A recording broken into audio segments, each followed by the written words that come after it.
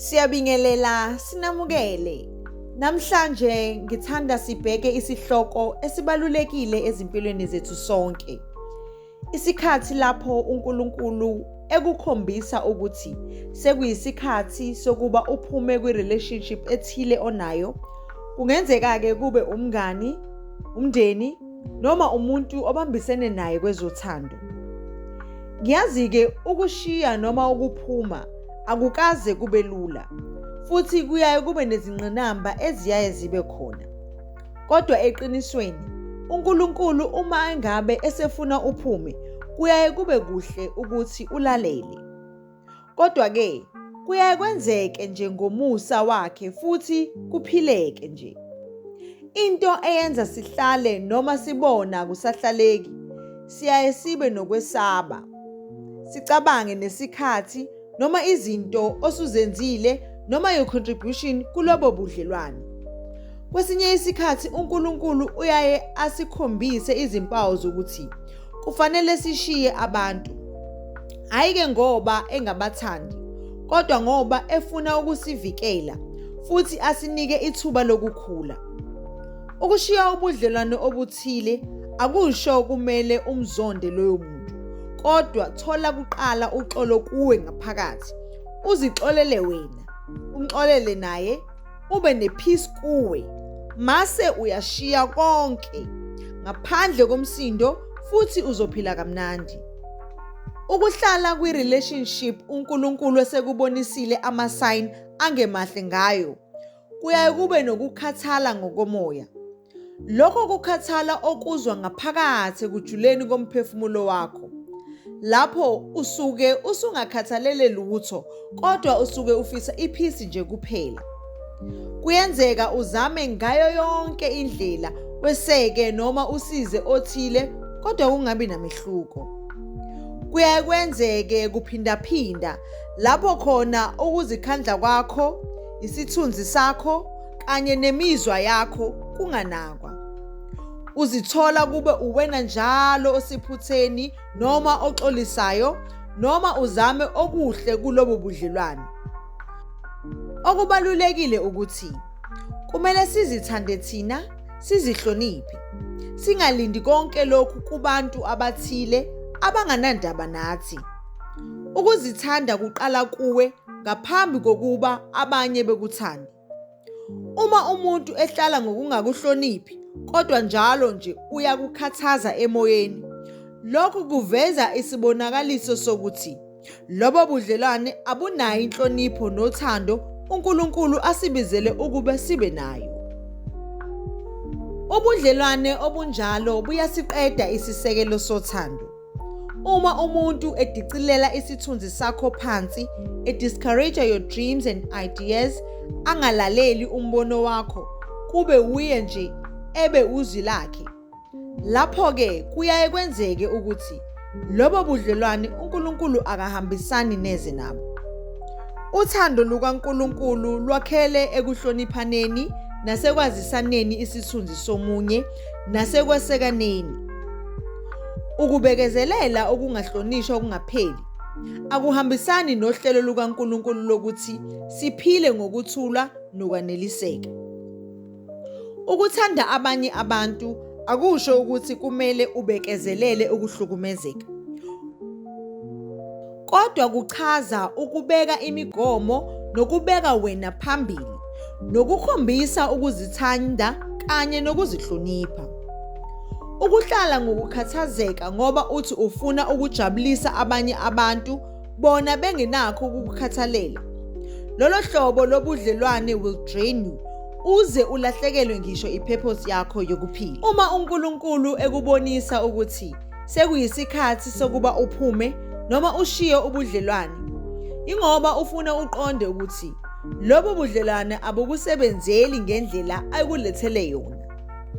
Othandweni noma ebudlelwaneni kumele niphakamisane noma nithuthukisane nobabili ngamaphupho amahle, nangenqubekela phambili, nokubambisana, nokwesekana, nokwakha nokugcina ubudlelwane obuhle, hhayi ukudonselana phansi noma kucindezelwe ilungelo lomunye.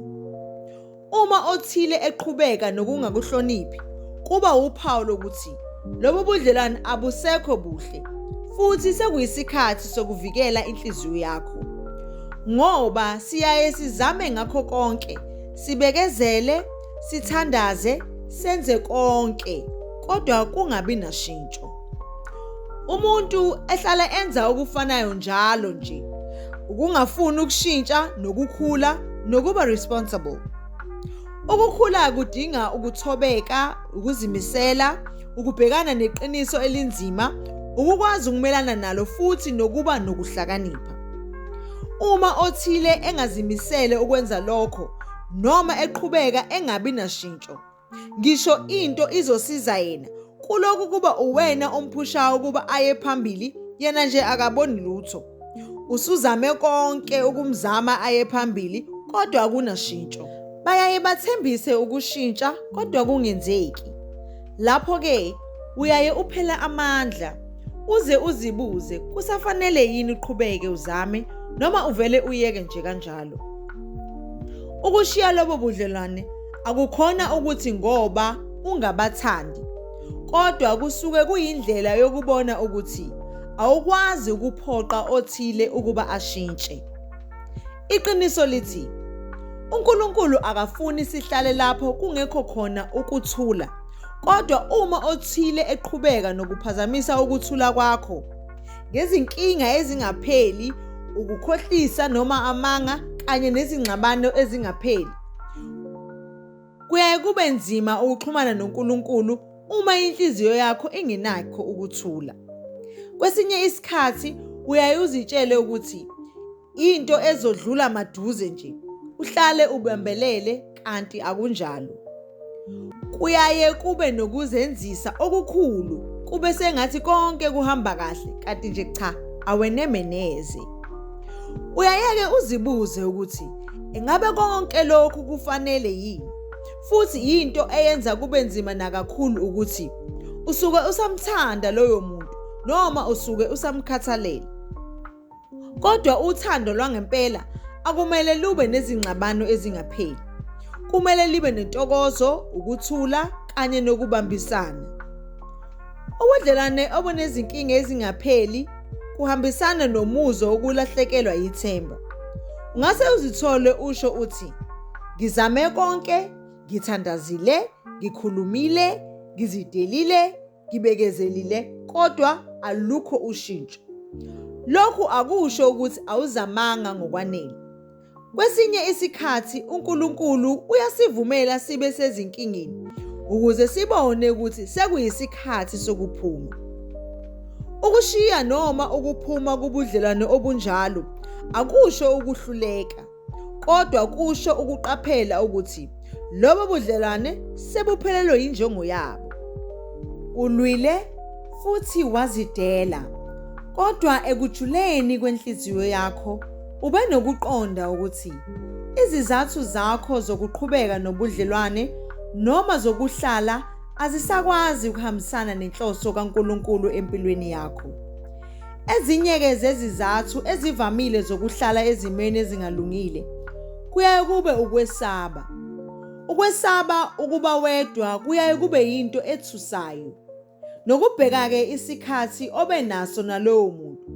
Ube nokwesaba ukuqala kabusha noma ukuqala ubudlelwane obusha.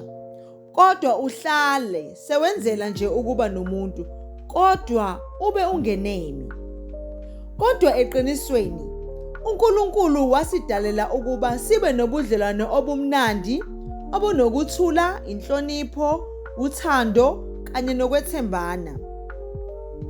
Esinye-ke sezizathu eziba inkinga ukuthi uyaye uzizwe unecala lokushiya lowo muntu ngoba awufuni ukumlimaza, kodwa ubone kungcono ukuthi kulokhu kulimala wena nje. Ubhekeke neminyaka nindawonye kanye nezinto eseninazo nobabili. Ubheke izinto eziningi nje, ezinye zazo ezingasho lutho okunempilo yakho, ubuwena, injabulo yakho, your peace, your purpose kanye nokunye nje. Kwesinye isikhathi uze ubone ukuthi ukushiya kuzokwenza esahluleki. Kwesinye isikhathi ucabange nabantu bazothini. Kodwa wena awunakho ukuthula nenjabulo. Ucabangana nabantu abaphila izimpilo zabo ongabazi bona baziphila kanjani. Kubalulekile ukuzibuza ukuthi engabe kusafanele uhlale noma usuyaphoqa nje. Kwesinye isikhathi ukungazazi kahle nokungazazi ukuthi ufunani empilweni. Wazi ukuthi impilo is all about ukuphefumula nje. Ube lokhu ubambelele entweni engakulungele. Akekho umuntu ofanele okubi. Sonke uNkulunkulu sidalele okuhle kodwa. Ungaze uzibheke njengomuntu ongafanelwe izinto ezinhle noma ezingcono noma ube nokuthi angeke uthole omunye ozokuthanda. Uma ngabe uNkulunkulu uhlele ukuthi ube nomuntu, kuyokwenzeka noma ngabe kunini, ngoba icebo likaJehova lingevinjwe. Futhi mase kuvume yena, konke kuyekwenzeka. Uma isikhathi sikaNkulunkulu sesifikile, kuyenzeka. Beka konke kuye, futhi uma kuwukuthi udalelwe ukuba wedwa, akube njalo. Intando yakhe mayenzeke. Kuyaphileka wedwa ngaphandle kwenkinga. Ungaze udele impilo yakho ngomuntu ngaphezu kowakudalayo. Siyabonga.